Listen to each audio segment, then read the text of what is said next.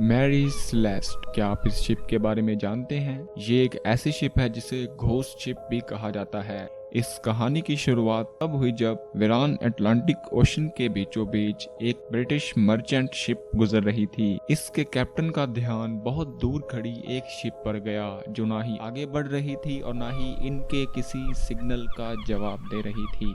करीब जाने पर मालूम पड़ा कि ये शिप वीरान समुंदर में अकेली थी। हैरत की बात तो ये थी कि शिप के अंदर क्रू का साजो सामान, खाना पीना तो सब सही सलामत मौजूद था, लेकिन अगर नहीं था तो क्रू मौजूद नहीं था, जो बिना किसी निशानात के गायब हो चुका था। सवाल ये था कि शिप के लोग गए कहाँ। इस शिप को 1861 में कनाडा में तैयार किया गया था और इस वक्त इसका नाम अमेज़न रखा गया। ये शिप कई दफा छोटे मोटे हादसात का शिकार होती रहती थी, लेकिन अभी तक इसने कोई बड़ा हादसा फेस नहीं किया था। अपनी ओनरशिप बदलते बदलते जब ये कैप्टन बेंजामिन के पास आई तो इसका नाम मैरी सेलेस्ट रखा गया।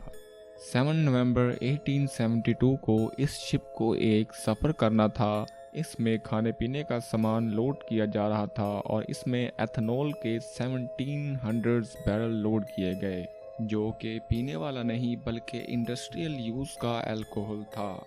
इस शिप को ये बैरल्स न्यूयॉर्क से इटली अटलांटिक ओशन के थ्रू लेकर जाने थे। इस शिप में 10 लोग सवार थे, जिसमें ओनर बेंजामिन, इनकी वाइफ और इनकी 2 साला बेटी थी। ये सफ़र तकरीबन 7500 किलोमीटर लंबा था।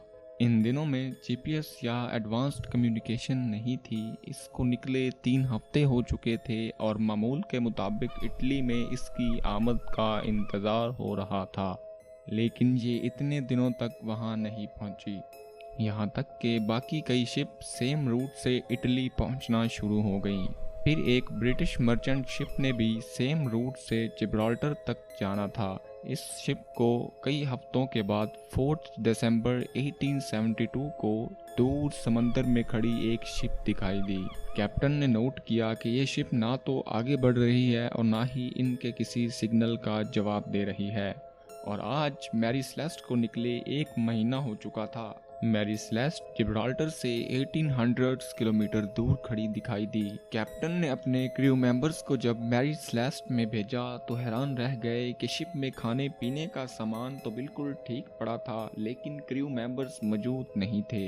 यहाँ तक कि जो एथेनॉल के बैरल्स शिप लेकर जा रही थी वो भी मौजूद थे। फिर काफ़ी देखने के बाद कैप्टन को लॉग बुक मिली। ये लॉग बुक कैप्टन्स अपने पास रखते थे। इस लॉग बुक में मैरी सेलेस्ट के कैप्टन ने एंट्री 25 नवंबर की सुबह 8 बजे की थी, यानी जब ये ब्रिटिश मर्चेंट शिप को मिली इससे भी 10 दिन पहले की।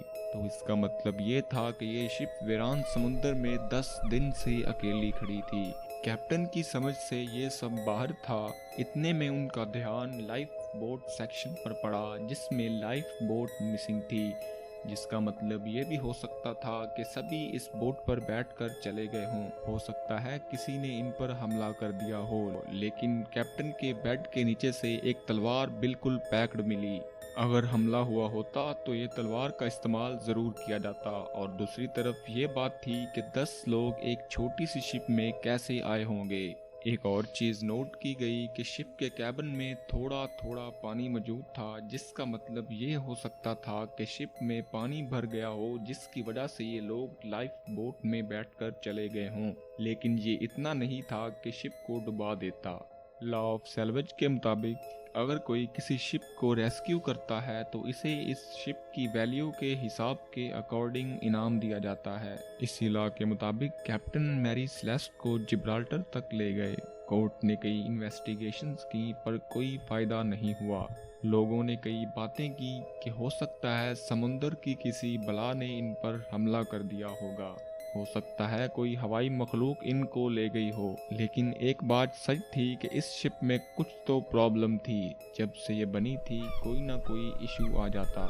एक बार ये शिप दूसरी शिप से टकराई तो मामूली सी टक्कर से दूसरी शिप डूब गई और मैरी सेलेस्ट को जब रिपेयरिंग के लिए पोर्ट पर लाया गया तो पोर्ट पर खुद ही आग लग गई। और एक बार सफ़र से रवानगी से पहले इसके कैप्टन की अचानक डेथ हो गई।